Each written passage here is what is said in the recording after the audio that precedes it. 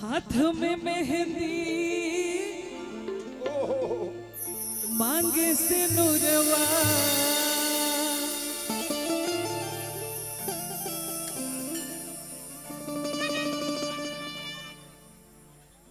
ऋतुराज जी भैया जी के कंपनी की तरफ से ये ऑर्डर था इस गाने के लिए। भाई ने बोला था फोन पे। क्या बात है, कोशिश करूंगी कि ये गाना मैं गा लूं और आप लोग संभाल लीजिए, इतना अच्छा मुझे आता नहीं है रियली। आप हम लोग को सता दिए, हम आपको सुनाएंगे। क्या बात है।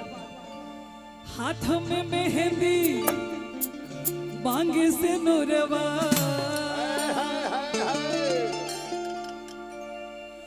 हाथ में मेहंदी मांगे से नूर। क्या बात है। बर्बाद कचरवा हो गया जी, बर्बाद कचरवा हो गया।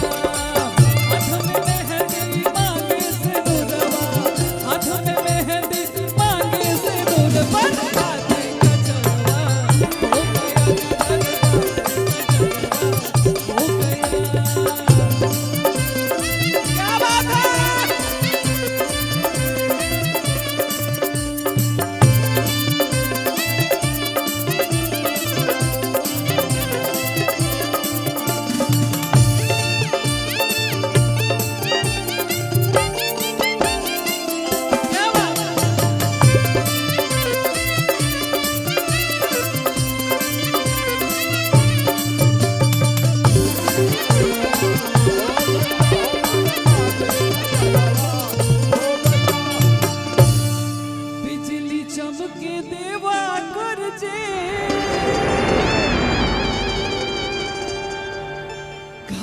घोर बदरवा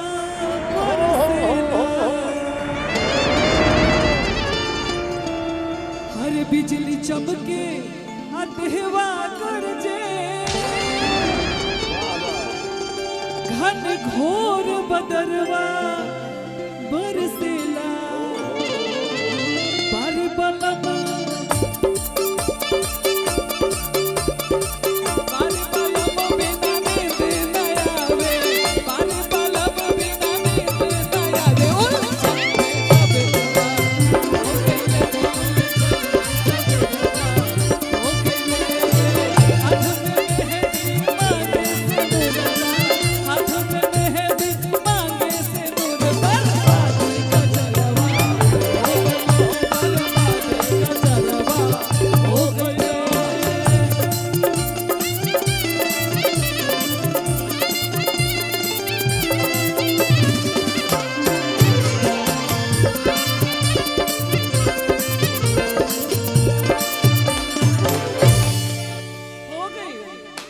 अरे पहले पहले जब आईली गवनवा। क्या बात है। इनाम जानते नहीं केकरा देने से। ए पूजा जी आई देखी इनाम के देता, लागो तक कि मैं कमाई दे दी है काज के। भाई कमाई ढेर है कभी। आइए ना इधर। आवा अरे पहले कहे कि इनामवा ही कहियो के हम देव ना एकरा के सजा के रखो। ई नोटिया जानते रहो अपना आसान नहीं खे मिला। बड़ी मेहनत करो पे अब। इनका दोस्त है ना। हम चाहते नहीं ना कि जब तक कहीं तब तक दी है। इ नोट के याद कर रखे के बाद जहां प्रेम बाबू जे सब कुछ बा, बाकी तो सब विज्ञान बा। कि मन भावे मैं खाना के अब तो एह दीवाना के दुनिया लूटल। प्यार में जब से दिल टूटल, प्यार में जब से दिल टूटल, जाने को तने बोतल के सिल टूटल, जाने को तने बोतल के।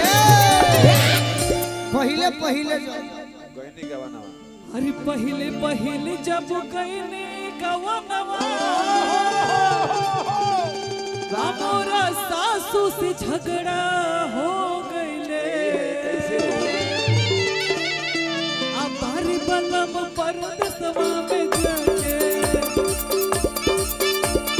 हाय हाय हाय हाय बारी बलम परदेसवा में जाके। उलझन में सब हो गईले, हो उलझन में सब